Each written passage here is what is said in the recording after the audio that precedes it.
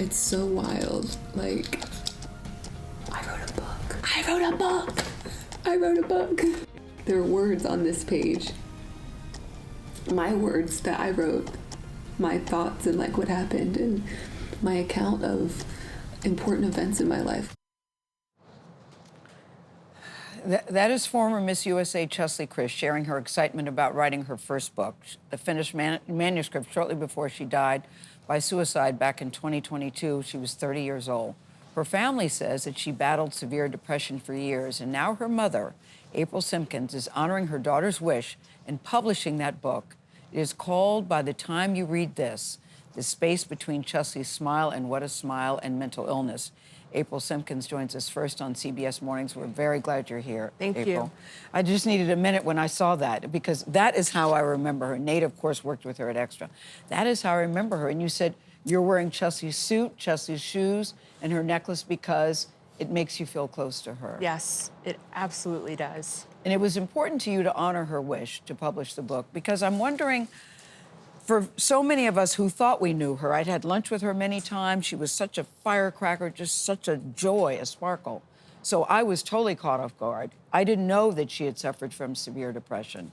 You said she would never want people to know that about her. And now you're telling her story now to let us know there's so much more behind the smile. Absolutely. You know, even in the book, when you read through it and hear her thoughts, Yes. you see it. And that was a Cheslie that people who were very, very close to her when she felt safe being vulnerable, you would see that part of her, but that was something that she chose not to share outwardly or talk about. And that's why it was so important to me to see this book come to fruition for those people who don't talk about it, who don't want to discuss it publicly, but are feeling the exact same way. Yeah. We all live in our own duality. And she was everything. Yeah. Gayle said it. She Yes. one of the most talented, most beautiful, sincere people that I've ever met. Yeah. But behind closed doors, there were these struggles. I know you just talked about it and touched on it a little bit, but what is your advice for people who might be struggling with that duality and they don't know how to communicate the other side of them to the people that are close? So, you know, it's important, especially if you're living in that duality, thank you for that word, for people to have moments of authenticity. And that's why it's imperative to have a support group. Yeah. Someone who you can take that mask off with and talk truthfully about how you're feeling. Yeah. Whether that's your good friend, your counselor, family member, clergy, whoever that is for you, you need that person who really can meet you where you are so that you don't have to constantly wear that mask. Cheslie, despite everything, she suffered from severe depression and said she felt like an imposter Yes. many times in her life. Yes. And no matter what anybody could say to her, she just couldn't shake that feeling.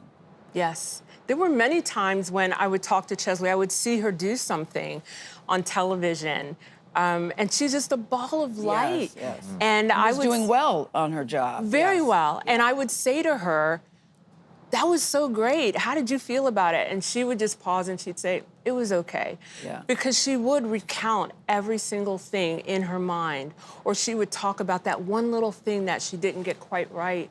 She could not shake that. But April, we should make it clear that you and Cheslie, she told me many times, my mom is my best friend. She had tried to take her life before and was unsuccessful. And this time, she made sure that there was no room for error. And she left a note behind, which you include in the book. Yes. Can I read part of it? Yes. Is it all right? Yes. She says to you, I wish I could stay with you, but I cannot bear the crushing weight of persistent sadness, hopelessness, and loneliness any longer. I no longer feel like I have a purpose in life. There are not enough words in the world to describe my love and appreciation for you. People should know you are the best mom in the world. That had to be a tremendous help to you. Absolutely. Every word in that text message, I felt it. It felt like she really was, even in death, comforting me and telling me how much she still loves me, cares about me, and how much I meant to her. And I carry those words with me Yeah. constantly. And you don't feel blame or guilt. No, after Cheslie's, after Cheslie's first attempt, I prayed that prayer every person in that position prays. God, if you let my child live, I will never leave her. I will cling to her. And I you will be her didn't. best friend. Exactly. Yeah. And that's what I did. And so there wasn't room for guilt. Every single day, I functioned as if it was our last day. Well, we know it's not easy sharing this part of your life, but thank you. And it is a great honor.